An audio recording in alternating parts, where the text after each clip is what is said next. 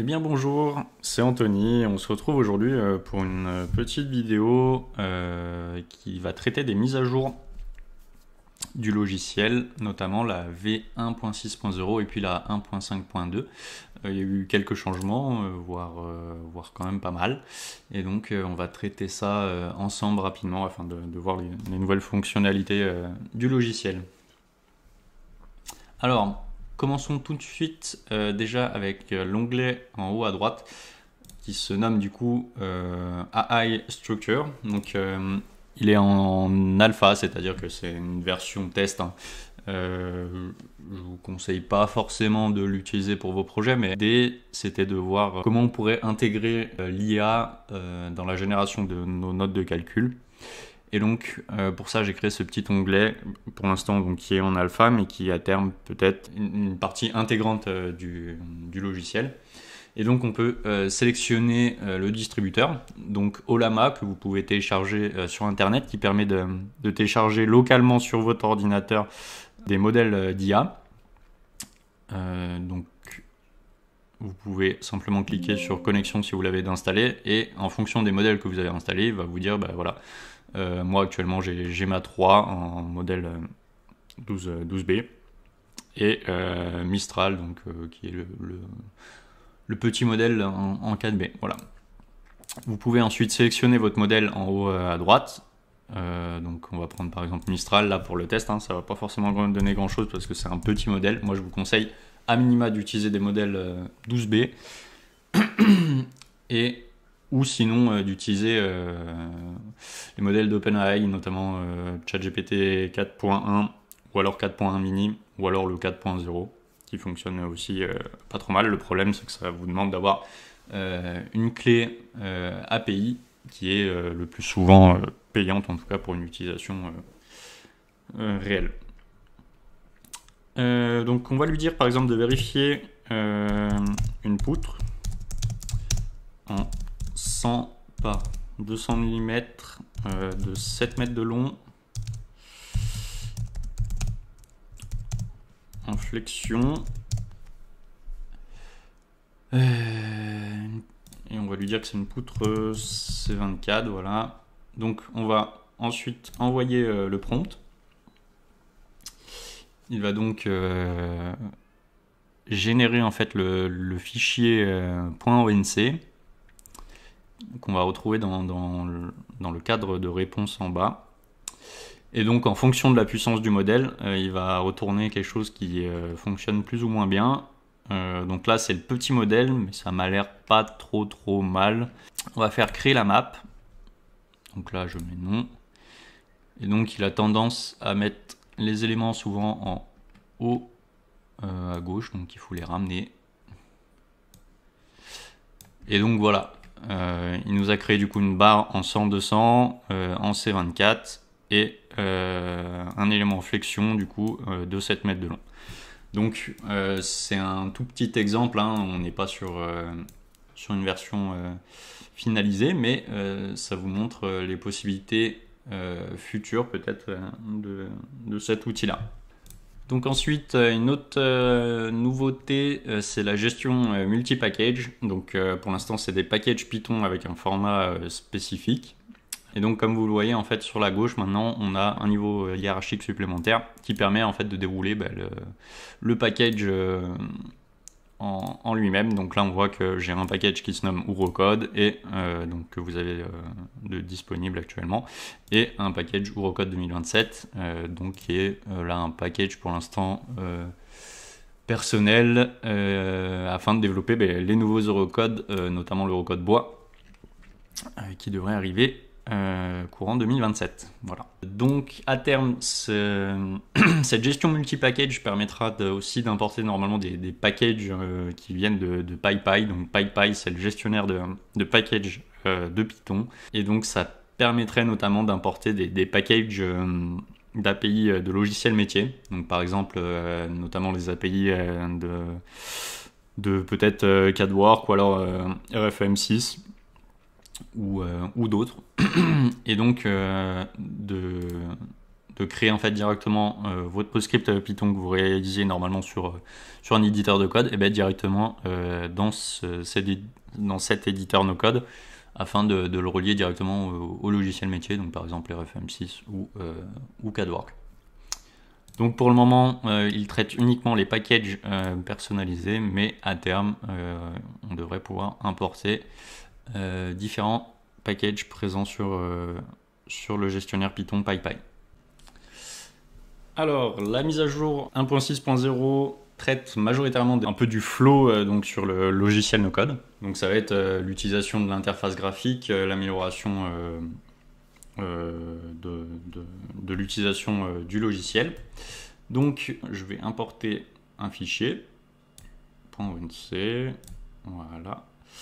Je vais ouvrir le rapport aussi associé au centre. Et donc on va commencer par un élément qui a été intégré dans la version 1.5.2, c'est le lasso. Puisque avant, pour sélectionner et déplacer nos éléments, donc on pouvait déplacer en faisant clic gauche une fois sur un élément, on pouvait le déplacer, et puis on pouvait faire aussi CTRL, et puis on sélectionne avec le clic gauche différents éléments et on les déplace de cette manière. Mais sur les très grosses maps, ça devenait un peu compliqué de déplacer les éléments. Alors du coup, j'ai ajouté un lasso.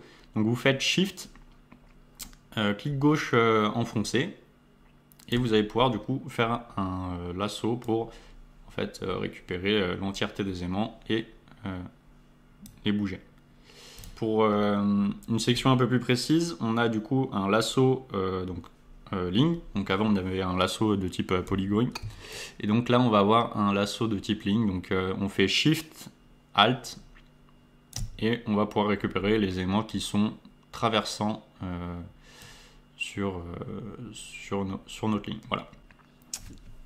J'ai aussi amélioré les paramètres rapides en embellissant les choix multiples avec l'intégration d'un bouton qui permet de sélectionner différents éléments.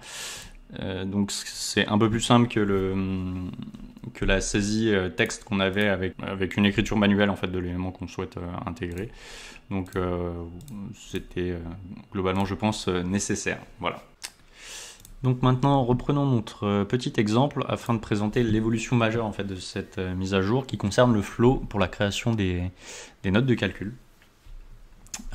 Donc c'était un peu complexe de créer une note puisqu'il fallait cocher les checkbox, saisir un titre en bas de l'arbre et définir une position dans le chapitre, et du coup c'était parfois un peu compliqué. Donc cette option existe toujours puisqu'elle permet d'insérer plusieurs éléments rapidement à un endroit donné, mais maintenant on a la possibilité de simplement glisser, déposer notre élément, notre argument, notre tableau, notre fonction dans un titre.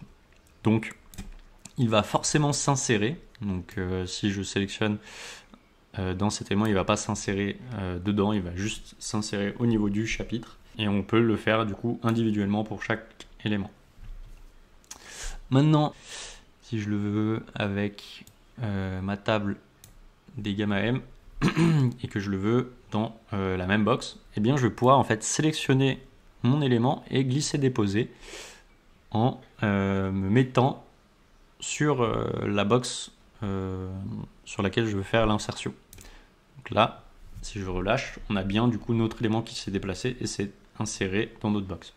On peut aussi échanger le positionnement des éléments entre eux à l'intérieur d'une même box.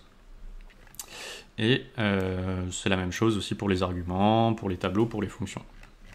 Ça va être globalement intéressant pour les fonctions, puisque quand on coche avec le checkbox, il récupère en fait l'ordre de cochage pour l'insertion, et du coup on n'est pas forcément tout le temps dans l'ordre quand on a plusieurs éléments cochés. Donc on va pouvoir notamment bouger notre fonction afin que l'affichage corresponde plus à la méthodologie de calcul.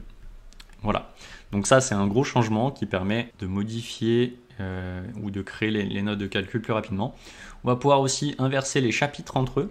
Donc par exemple le chapitre flexion, je vais pouvoir le mettre dans la partie cisaillement, ils vont s'inverser en fait. On va faire un échange de chapitres, donc cisaillement ce sera le le chapitre 3 et flexion sera le chapitre 2. Donc voilà, on a bien ça, notre flexion au chapitre 2 et notre cisaillement au chapitre 3. Et puis on peut aussi faire un déplacement des éléments en interchapitre. Donc on vient récupérer le chapitre en haut et on vient faire le déplacement. Voilà.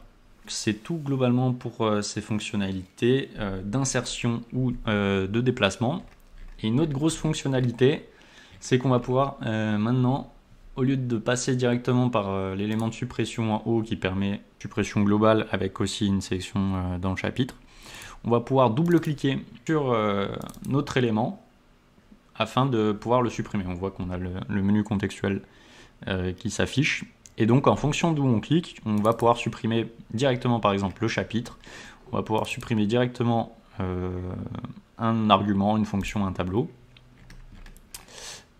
ou alors une box au complet.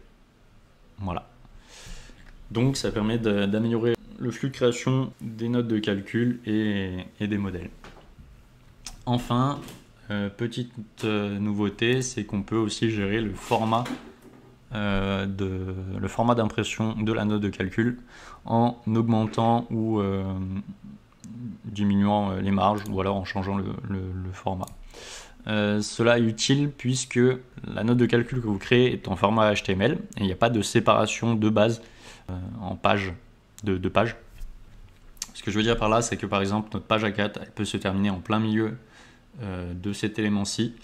Et donc, pour éviter une coupure, on va pouvoir jouer en fait notamment sur les marges basses afin de plus ou moins rehausser ou diminuer la coupure de notre élément. Donc peut-être renvoyer tout cet élément-là sur la page A4 suivante afin que ce soit globalement plus lisible.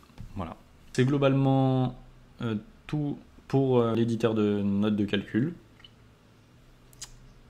S'il manque un petit élément, c'est que j'ai rajouté du coup donc c'est aussi présent sur le PDF. Vous pouvez cliquer en fait sur le titre d'un chapitre et vous remontez directement au sommaire. Donc ça permet une navigation un peu plus aisée, encore une fois, dans le module de rapport. Donc c'est tout pour cette partie. Et dernier élément aussi qui a été ajouté, c'est l'intégration d'un vérificateur automatique de mise à jour. Donc à chaque fois que vous allez lancer le logiciel, si j'ai effectué du coup une mise à jour, que ce soit donc sur le package Eurocode ou sur l'application Uranocode en tant que tel, vous recevrez une petite notification qui vous invite soit à le télécharger, soit à refuser cet applicatif. Ensuite, sur le moteur de calcul en lui-même du logiciel, j'ai ajouté un logger, donc c'est-à-dire vous aurez des messages d'avertissement sur les erreurs potentielles que vous réalisez lors de l'instanciation notamment des classes ou des fonctions. Je sais pas, par exemple le mauvais attribut, etc. Vous mettez un élément texte à la place d'un entier ou d'un nombre flottant. Vous recevrez du coup une indication directement, donc un petit message qui vous avertit de l'erreur. Voilà, comme ici. Avec un descriptif, et donc là on voit bien qu'il n'arrive pas à convertir une chaîne de caractères en un nombre flottant. Voilà. Donc il faut bien un nombre flottant. Et puis encore une fois, référez-vous à la documentation qui se trouve en dessous chaque formulaire. Voilà, et bien écoutez, c'est tout pour moi. J'espère que cette mise à jour vous plaira et vous permettra d'améliorer la réalisation de vos notes de calcul. Et puis je vous retrouve très bientôt pour de nouvelles mises à jour. Et n'hésitez pas à me faire part de vos commentaires en bas de cette vidéo. À bientôt.